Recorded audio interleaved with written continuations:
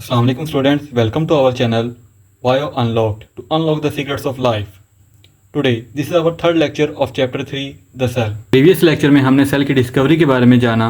अब आज का लेक्चर हमारा सेल वॉल है, जिसमें हम सेल वॉल क्या है, what is cell wall, where it found, ये कहाँ पाई जाती है, इसके फंक्शन कैसे हैं, इसकी स्ट्रक्चर कैसी है और उसके अलावा इसकी केमिकल कंपोजिशन कैसी है, हम इसके बारे में पढ़ेंगे। चलिए शुरू करते हैं आज का लेक्चर सेल वॉल से। What is cell wall? Cell wall क्या है? सबसे पहले ये आउटर लेयर है किसी भी सेल की।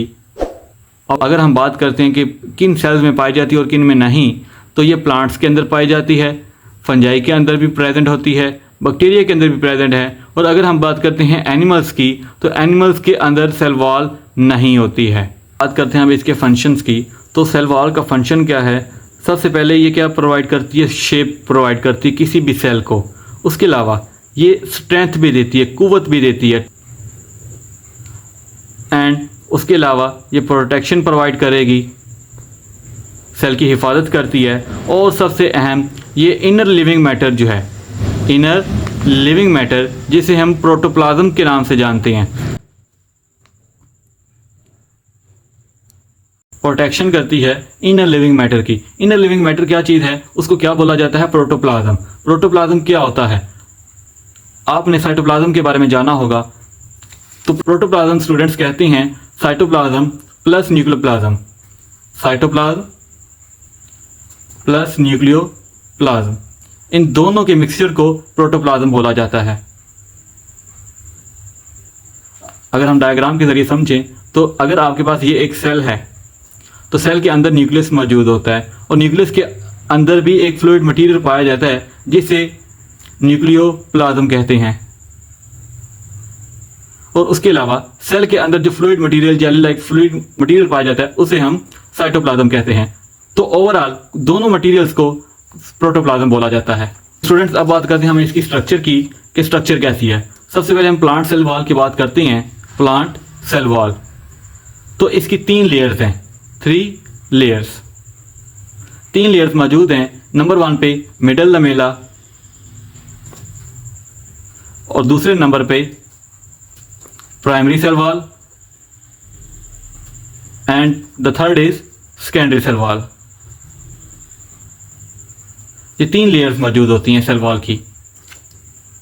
तो प्राइमरी और सेकेंडरी में क्या डिफरेंस आता है स्टूडेंट्स? अगर आप बात करते हैं कि एक सेल है और सेल की आउटर मेम्ब्रेन क्या है, हमारे पास ये वाली सेल वॉल है, और इनर मेम्ब्रेन क्या होती है? ये हमारे पास सेल वॉल है, और इनर मेम्ब्रेन हमारे पास क्या है? सेल मेम्ब्रेन है। तो इसकी अगर हम बात करें कि प्राइमरी और सेकेंडरी की बात करें, तो प्राइमरी जो है हमारे पास जो अर्ली ग्रोइंग सेल होता है, जो सबसे पहले सेल वॉल बनती है, वो हमारे पास प्राइमरी सेल वॉल होती है। वो किस चीज़ से बनी होती है? सेलुलोज से बनी होती है। आगे हम बात करते हैं उसकी। उसके अलावा अगर हम सेकेंडरी की बात करें, तो अंदर की तरफ, inside the primary cell wall, अंदर की तरफ केमिकल्स की डिपोजिशन होना स्टार्ट हो जाती है, तो सेकेंडरी सेल वॉल बनना स्टार्ट हो जाती है। तो प्राइमरी वॉल जो है वो बाहर की तरफ होगी और सेकेंडरी सेल वॉल अंदर की तरफ होगी। अगर हम बात करते हैं इसकी केमिकल कंपोजिशन की, तो सबसे पहले हमारे पास है primary cell wall. Primary cell wall, इसकी कंपोजिशन कैसी होती है? इसमें सेलुलोज, हेमीसेलुलोज और पेक्टिन पाई जाती हैं। ये सारे के सारे क्या हैं? पॉलीसेकेराइड मटेरियल्स हैं। और अगर हम बात करें सेकेंडरी सेल वॉल की, तो सेकेंडरी सेल वॉल हमारे पास सेलुलोज कुछ मिकदार में पाया जाता है, और ज़्यादा मिकदार में इसके अंदर लिग्निन पाया जाता है, और उसके अलावा बहुत से दूसरे केमिकल्स पाए जाते हैं, अदर केमिकल्स। तीसरी और आखिरी लेयर है वो है हमारे पास मिडल लमेला। तो स्टूडेंट्स, जो मिडल लमेला है ये मोस्टली पेक्टिन से बनी होती है, मोस्टली पेक्टिन से बनी होती है, और उसके अलावा इसके अंदर कुछ मिकदार में मैग्नीशियम या कैल्शियम साथ में पाया जाता है। यहाँ पर हम डायग्राम में देख सकते हैं, जो प्राइमरी वॉल है वो सबसे बाहर की तरफ है, और सेकेंडरी वॉल अंदर की तरफ बन रही है।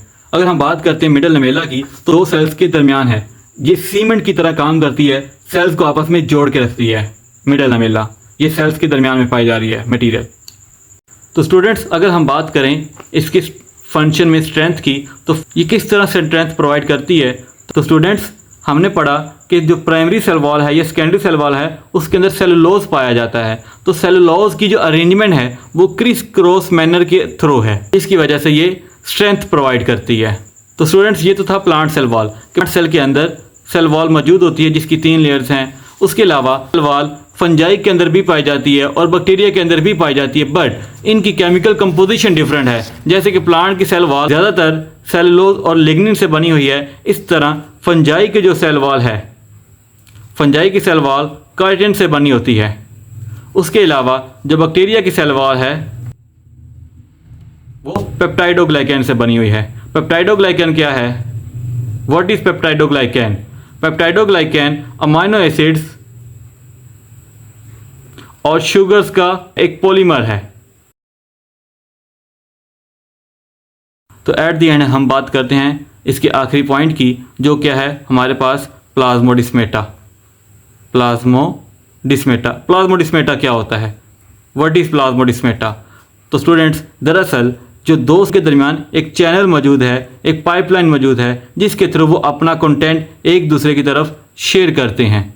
क्या सेल वॉल परमिएबल है या सेमी परमिएबल है? तो students, cell wall permeable membrane है। ये अलाउ करती है तमाम के तमाम मटेरियल्स को अंदर आने की और अंदर से बाहर भी जाने की।